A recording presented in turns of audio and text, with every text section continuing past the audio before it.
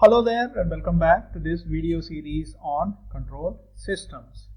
Over the past couple of videos, we have been seeing topics on block diagram reduction, how it can be used to find the transfer function of a system. In the coming few videos, we'll be seeing something about signal flow graph and how it can be used to find the gain from an output node to an input node. We'll see what we mean by signal flow graph and how to draw it, what we mean by a forward path, and what we mean by a loop.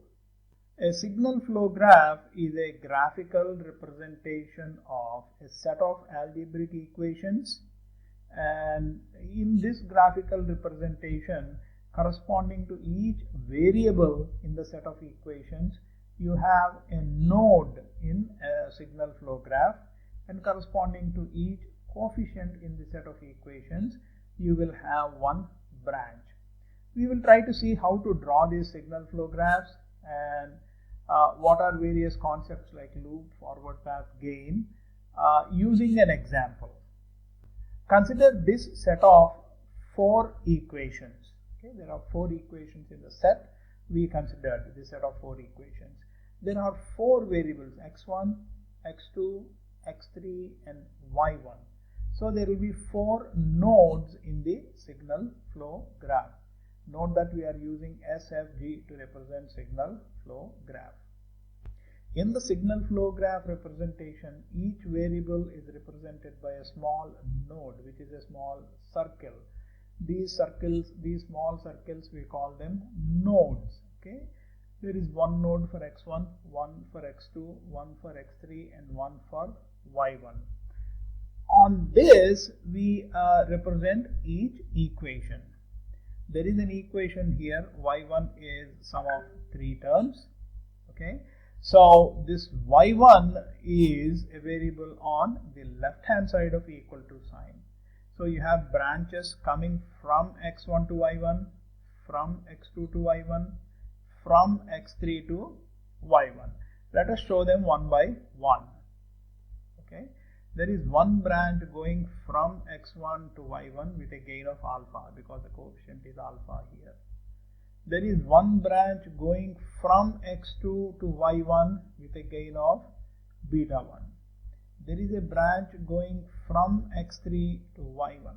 So if you have an equation, identify the variable on the left hand side of equal to sign, and arrows will go from each variable in the right hand side to the left hand side variable. Let us continue this with the second equation. The second equation is given here, and the signal flow graph for equation 1 is shown here. On the top of it, we will show representation for equation 2. In equation 2, you have variable x1. So branches will go from y1 to x1, from x2 to x1, from x3 to x1, as shown here. From y1 to x1, from x2 to x1, from x3 to x1. When you do this, you have represented 2 equations in the signal flow graph. Let us continue doing this in the third graph. This is the signal flow graph so far, into which we are putting in third equation. There will be one branch going from x1 to x2, from x3 to x2. You won't have a branch from y1 to x2. Okay, I've included it to uniformly have 3 terms, but there is no need because it's anyway getting multiplied by 0. So let us show this first one going from x1 to x2. It is going from x1 to x2 with a gain of epsilon. See that in each branch the gain is represented next to the branch. Epsilon here is the gain of this path, alpha is the gain of this segment, beta is the gain of this branch, and so on. So we have represented alpha x1 and delta x3. So you take the symbol from the node, multiply by delta and feed it to x2. So this is the representation for 3 equations. Let us go on to the fourth equation. This is the signal flow graph for three equations. And in the fourth equation, you have x3 on the left hand side of equal to sign. So you have one branch starting at y1 going to x3, one branch starting at x2 going to x3, and the third branch x1 to x3 is not shown because anyway the coefficient is 0 there. As I said, I am retaining this term, this 0 x1, only to have three terms uniformly in all the equations, otherwise no. Let us represent branch from y1 to x3. From y1 to x3 with a weight of w. y1 to x3 with a weight of w. Then x2 to x3 with a weight of v. Okay. When you have done all this, you have completed signal flow graph representing four equations. Okay. This appears complicated, but you will be able to draw much more complicated graphs very easily. Okay. To this equation, we will add two more equations. We will see why we are doing that and how we are doing that. One is x1 is equal to 1 into r. So we are merely saying r is equal to x1. So this equation says c is equal to y1. The reason why we are doing this is to make this x1 as an input node, y1 as an output node. And we will define what is an input node now. Okay. An input node has only outgoing branches. There is only outgoing branch. There is nothing coming into R. Similarly, an output node has only incoming branches coming in. Okay. All the other intermediate nodes are mixed nodes. So if you want to make a mixed node as an input node, use an equation r is equal to x1. Similarly, c is equal to y1. With this, we will go on to the next topic of defining what we mean by a forward path. A forward path is a path that goes from an input node to an output node without traversing any intermediate node more than once. Okay?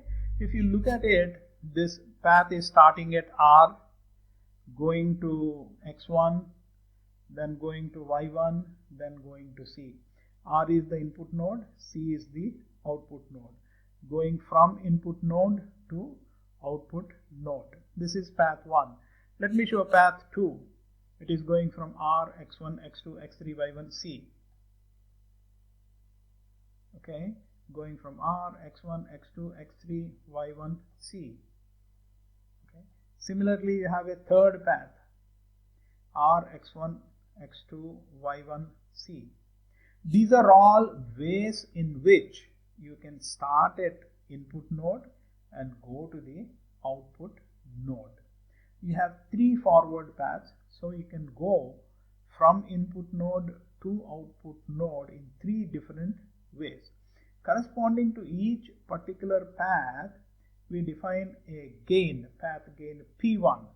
P1 is the gain that is seen while you are going from R, x1, y1, c.